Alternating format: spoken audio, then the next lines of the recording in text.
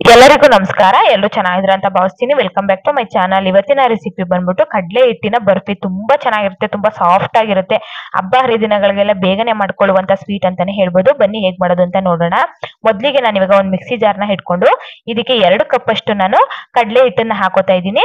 ಕಡಲೆ ಹಿಟ್ಟಿಗೆ ಇವಾಗ ಒಂದ್ 2 ಸ್ಪೂನ್ ಅಷ್ಟು ನಾನು ಮೊದ್ಲಿಗೆ ಹಾಲನ್ನ ಹಾಕೋತಾ ಇದ್ದೀನಿ. ನಮ್ಗೆ ಟೋಟಲ್ 4 ಸ್ಪೂನ್ ಅಷ್ಟು ಹಾಲು ಬೇಕು.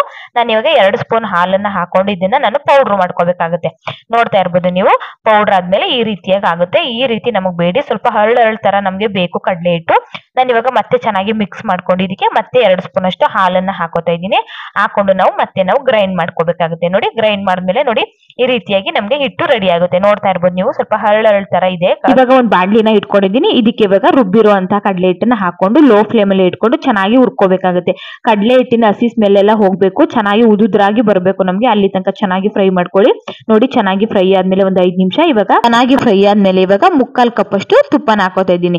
ಅದ್ರಲ್ಲಿ ಒಂದ್ 2 ಸ್ಪೂನ್ ಅಷ್ಟು ತುಪ್ಪನ ಎತ್ತಿಕೊಂಡ್ಮೇಲೆ ತುಪ್ಪ ಜೊತೆಗೆ ಕಡಲೆ ಹಿಟ್ಟನ್ನ ಚೆನ್ನಾಗಿ ಒಂದಕ್ಕೊಂದು ಬೇರೆಯೋ ರೀತಿ ಮಿಕ್ಸ್ ಮಾಡ್ಕೊಳ್ಳಿ. ಯಾವುದೇ ಕಾರಣಕ್ಕೂ ಹೈ ಫ್ಲೇಮ್ ಅಲ್ಲಿ ಇಟ್ಕೊಳ್ಳಿಕ್ ಹೋಗ್ಬಿಡಿ.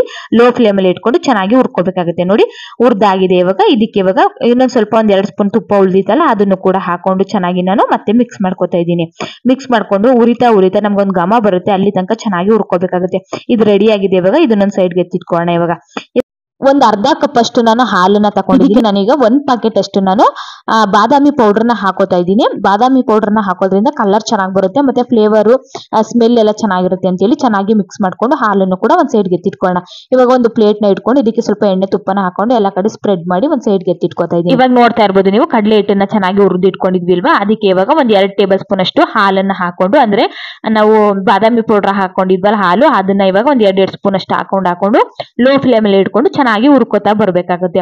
ನಮ್ಗೆ ಹಾಲು ಬಾದಾಮಿ ಪೌಡರ್ ಹಾಕಿರೋದ್ರಿಂದ ಫ್ಲೇವರ್ ಅಂತೂ ಸಕ್ಕತ್ತಾಗಿರುತ್ತೆ ಅಂತಾನೆ ಹೇಳ್ಬೋದು. ತುಂಬಾ ಚೆನ್ನಾಗಿರುತ್ತೆ.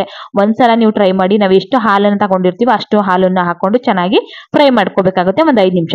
ಈಗ ಅದು ಫ್ರೈ ಆಗಿದೆ, ಒಂದ್ ಸೈಡ್ಗೆ ಎತ್ತಿಟ್ಕೊಳ್ಳೋಣ. ಇವಾಗ ಒಂದು ಮಿಕ್ಸಿ ಜಾರ್ನ ಇಟ್ಕೊಂಡು ಇದಕ್ಕೆ 1 ಕಪ್ ಅಷ್ಟು ಸಕ್ಕರೆನ ಹಾಕೋತಾ ಇದ್ದೀನಿ. ಹಾಕೊಂಡು ಒಂದ್ 2 ರಿಂದ 3 ಏಲಕ್ಕಿನ ಹಾಕೊಂಡು ಇದನ್ನ ನೈಸ್ ಆಗಿ ಪೌಡರ್ ಮಾಡ್ಕೋಬೇಕಾಗುತ್ತೆ. ನೋಡ್ತಾ ಇರ್ಬೋದು, ಈ ರೀತಿಯಾಗಿ ಪೌಡರ್ ಮಾಡ್ಕೊಳ್ಳಿ. ಇದನ್ನ ಇವಾಗ ನಾವು ಹುರಿದಿಟ್ಕೊಂಡಿದ್ವಲ್ಲ ಕಡಲೆ ಹಿಟ್ಟು, ಅದಕ್ಕೆ ನಾವು ಇವಾಗ ಸಕ್ಕರೆನ ಹಾಕೋಬೇಕಾಗುತ್ತೆ. ಹಾಕೊಂಡು ಲೋ ಫ್ಲೇಮ್ ಅಲ್ಲಿ ಇಟ್ಕೊಂಡು ಇವಾಗ ಚೆನ್ನಾಗಿ ಸಕ್ಕರೆನ ಕರಗಿಸ್ಕೋಬೇಕಾಗುತ್ತೆ. ಸಕ್ಕರೆ ಕರಗುವಾಗ ಸ್ವಲ್ಪ ಸಾಫ್ಟ್ ಆಗಿ ನಮ್ಗೆ ಆ ಸಕ್ಕರೆದು ನೀರಿನ ಅಂಶ ಎಲ್ಲ ಬಿಟ್ಕೊಳ್ಳುತ್ತೆ. ಅದು ಕೂಡ ಚೆನ್ನಾಗಿ ಸಂಪೂರ್ಣವಾಗಿ ನಮ್ಗೆ ಡ್ರೈ ಆಗ್ಬೇಕು. ಅಲ್ಲಿ ತನಕ ನಾವು ಲೋ ಫ್ಲೇಮ್ ಅಲ್ಲಿ ಇಟ್ಕೊಂಡು ಒಂದ್ 5 ರಿಂದ 6 ನಿಮಿಷ ಚೆನ್ನಾಗಿ ಹುರ್ಕೋಬೇಕಾಗುತ್ತೆ. ನೋಡ್ತಾ ಇರ್ಬೋದು, ಇವಾಗ ಸಕ್ಕರೆದು ನೀರಿನ ಅಂಶ ಎಲ್ಲ ಬಿಟ್ಕೊಂಡು ಈ ರೀತಿಯಾಗಿ ಆಗಿದೆ. ಇಷ್ಟ ಆದ್ರೆ ಸಾಕು.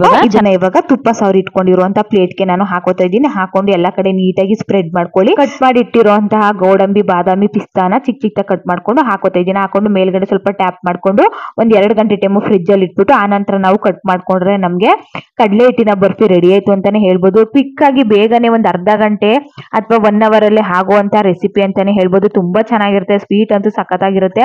ಒಂದ್ಸಲ ಟ್ರೈ ಮಾಡಿ, ನೀವು ಇಷ್ಟಪಟ್ಟು ತಿಂತೀರಾ.